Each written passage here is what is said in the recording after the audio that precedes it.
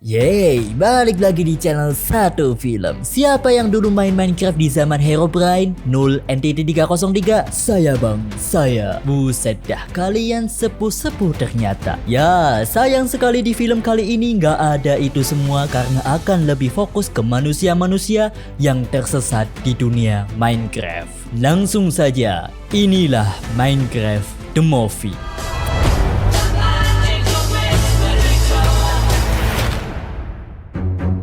Film dibuka dengan seorang bocil FF. Enggak dong. Bocil Minecraft yang bernama Steve, di mana ia sangat mencintai area tambang. Karena area itu bukan untuk anak-anak, Steve pun diusir oleh seorang aki-aki. Hingga kini Steve pun menjadi dewasa dan memiliki pekerjaan sebagai anak kantoran. Saat makan siang, entah kenapa ia bengong dan membayangkan masa kecilnya. Steve bertekad untuk mencoba memasuki area tambang lagi, membuktikan keyakinannya jika ada sesuatu yang besar di balik tambang. Mining. Akhirnya, ia menemukan sebuah blok berwarna biru dan ketika ia menggabungkannya, blok itu membuka portal ke dunia lain dan inilah yang terjadi.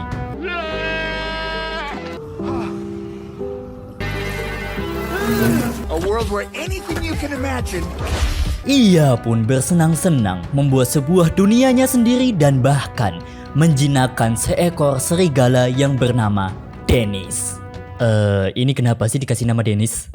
Setelah bersenang-senang, Steve menemukan sebuah runtuhan portal. Karena penasaran, Steve pun membuka kembali portal itu yang padahal itu adalah portal neraka yang dikuasai oleh piglin monster dan pemimpinnya yang bernama Malgosa. Steve pun tertangkap. Malgosa memaksa Steve untuk menyerahkan blok semesta yang nantinya blok itu akan digunakan ras piglin untuk menguasai dunia.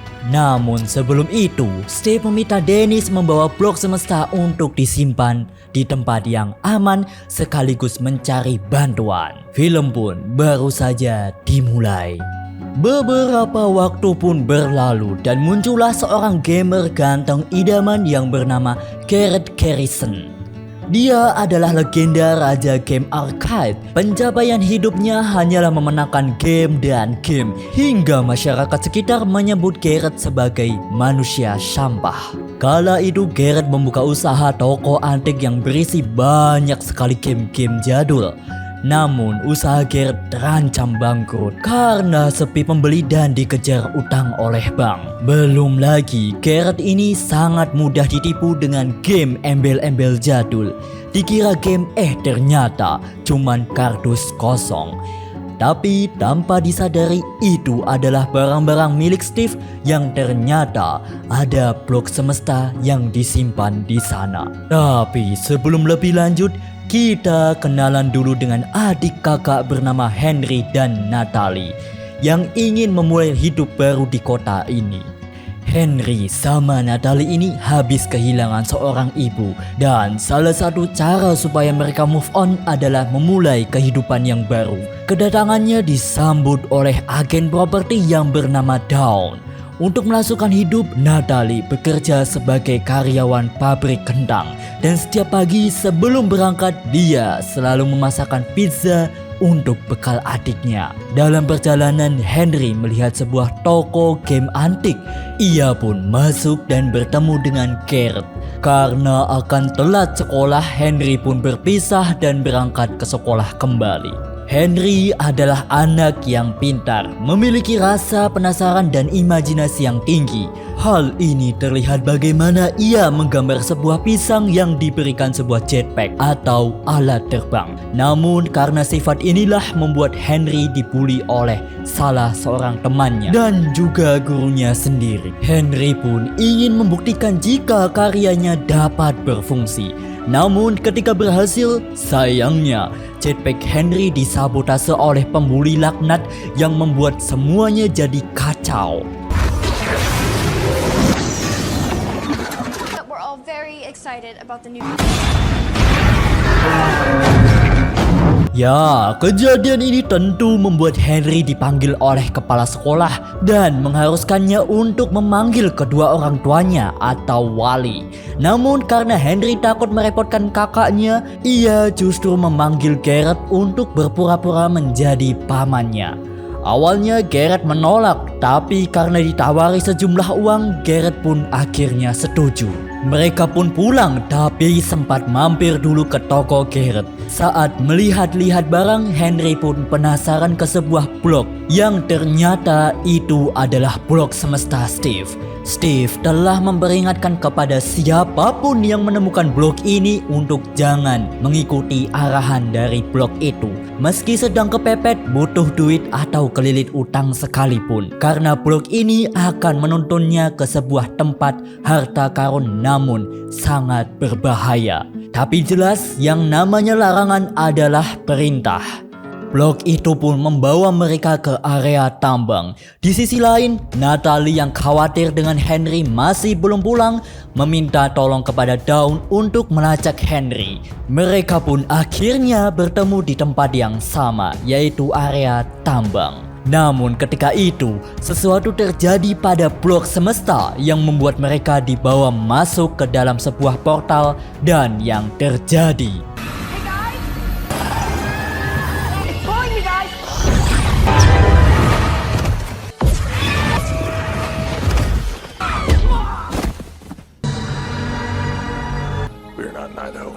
Karena besarnya kekuatan blok semesta, kedatangan mereka juga dirasakan oleh ras Piglin dan Malgosa, yang ternyata Steve selama ini juga masih hidup, meski hanya dapat berdiam diri dalam tahanan. Malgosa pun memaksa Steve untuk mengambil blok itu, karena kalau tidak, mereka akan menghabisi Dennis. Mereka pun mencoba berkomunikasi dengan makhluk-makhluk yang ada di sana. Namun tiba-tiba malam pun tiba. Monster-monster berdatangan mencoba menyerang mereka.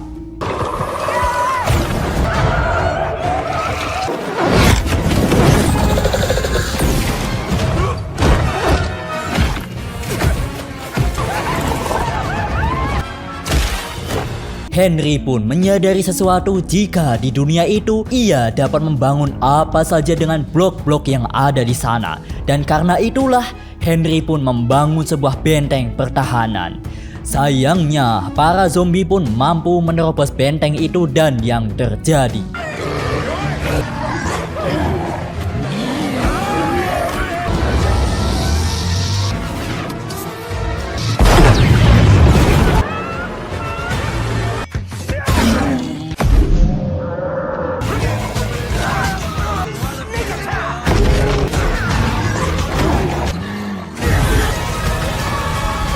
Steve ingin meminta blok semesta itu kembali.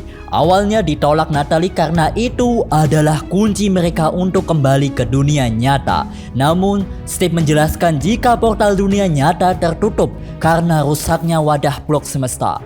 Satu-satunya cara untuk kembali ke dunia nyata adalah mencari wadah kubus baru yang ada di Woodland Mansion. Mereka pun sepakat akan menyerahkan blok semesta itu pada Steve setelah mereka mendapatkan wadah kubus yang baru. Mereka pun diajak Steve mengunjungi sebuah desa ciptaannya, memakan ayam panggang dan bertemu dengan Golem. Setelah itu Steve sedikit berbincang dengan Natalie soal Henry. Menurutnya Henry adalah bocah yang ajaib dan akan sangat cocok untuk tinggal di dunia itu. Namun Natalie tidak percaya karena selama ini di dunia nyata kreativitas Henry hanyalah membawa sial baginya. Tapi perbincangan mereka sempat didengar oleh Henry dan ia pun sangat kecewa dengan kakaknya. Di dunia neraka, Malgosa marah pada Steve yang mengkhianatinya dan memerintahkan jenderal perangnya yang bernama Chunkus untuk menangkap Steve dan merebut blok semestanya. Kembali ke Steve, ia memperkenalkan Henry dan Garrett pada blok crafting table, di mana mereka dapat menciptakan apapun termasuk senjata. Henry pun mencoba dan mampu menciptakan banyak senjata baru. Namun saat Garrett mencoba, Sementara itu, Natalie dan Dawn mencari peta menuju Woodland Mansion. Namun tiba-tiba, Rasputin datang dan menyerang desa itu.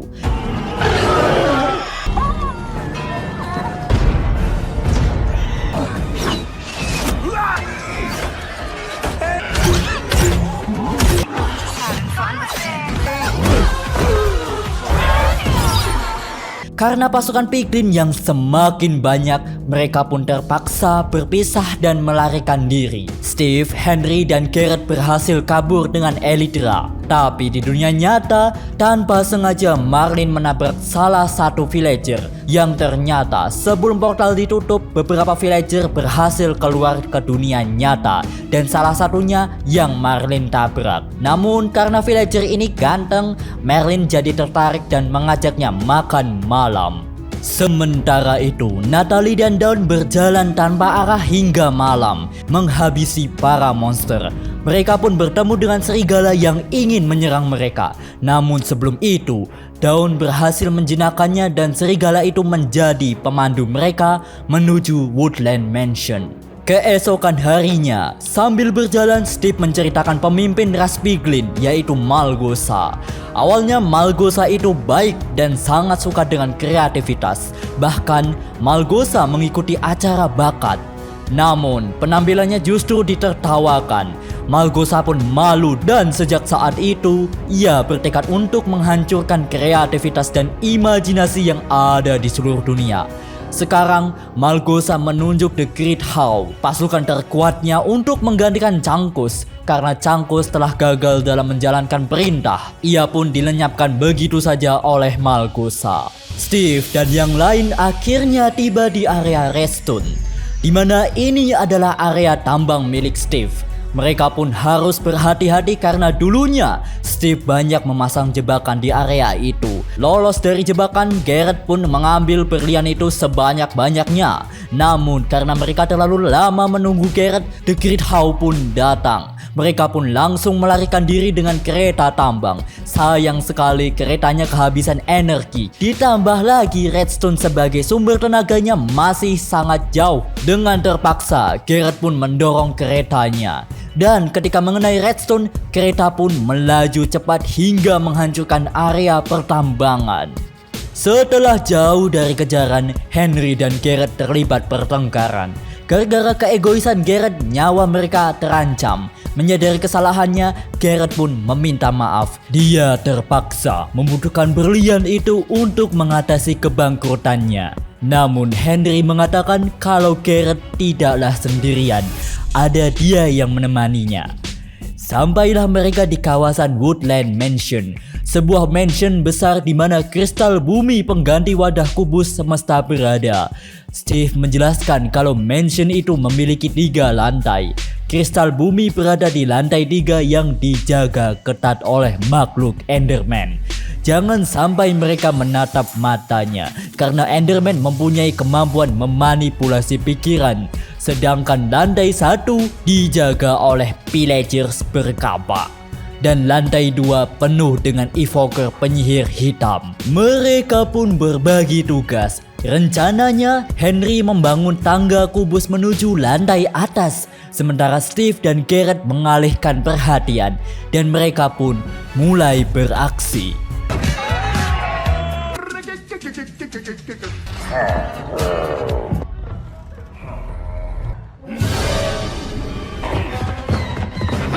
Meski berhasil lolos, Henry kesulitan menemukan kristal bumi di tempat yang luas. Sedangkan Garrett dan Steve tertangkap dan dibawa ke arena pertarungan. Garrett harus berhadapan melawan baby zombie. Sedangkan Henry yang di lantai 3 terus mencari wadah kubusnya. Namun saat sudah menemukannya, Enderman malah menemukan Henry dan mulai menebarkan tipu dayanya. Tapi Henry berusaha melawan hingga kemudian mengalahkan Enderman dan merubahnya menjadi Mutiara Ender. Mutiara itu ternyata berguna untuk teleportasi. Steve berhasil melepaskan ikatannya yang kemudian membantu Garrett mengalahkan baby zombie. Namun saat mereka melarikan diri, Malgosa menghadang mereka dan berhasil merebut blok semesta. Steve dan Henry segera menaiki hot air balon untuk mengejar Malgosa. Namun Garrett memutuskan untuk tetap tinggal, mengorbankan dirinya.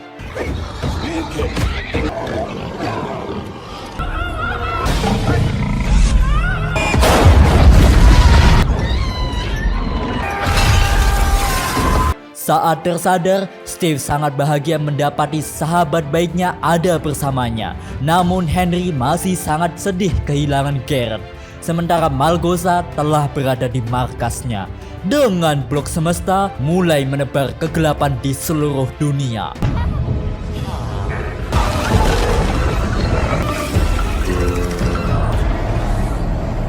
Tak ingin berdiam diri menunggu kehancuran dunia, mereka pun mulai bergerak membentuk pasukan dan membuat senjata untuk melawan Malgosa. Tak lama kemudian, peperangan pun terjadi. Dengan gagah berani, Steve pun mencoba menerjang ke hadapan Malgosa. Attack their villages!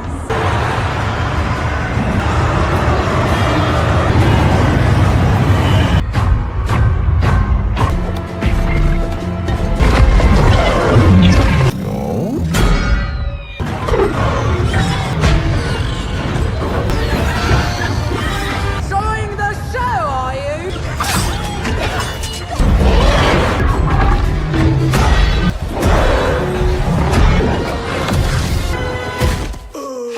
Sayang sekali, terjangan Steve tidak sampai mengenainya. Henry pun berteleportasi memanfaatkan kesempatan untuk mengambil blok semesta. Namun aksinya ketahuan. Malgosa pun menyerangnya. Henry pun terjatuh dari ketinggian, namun tiba-tiba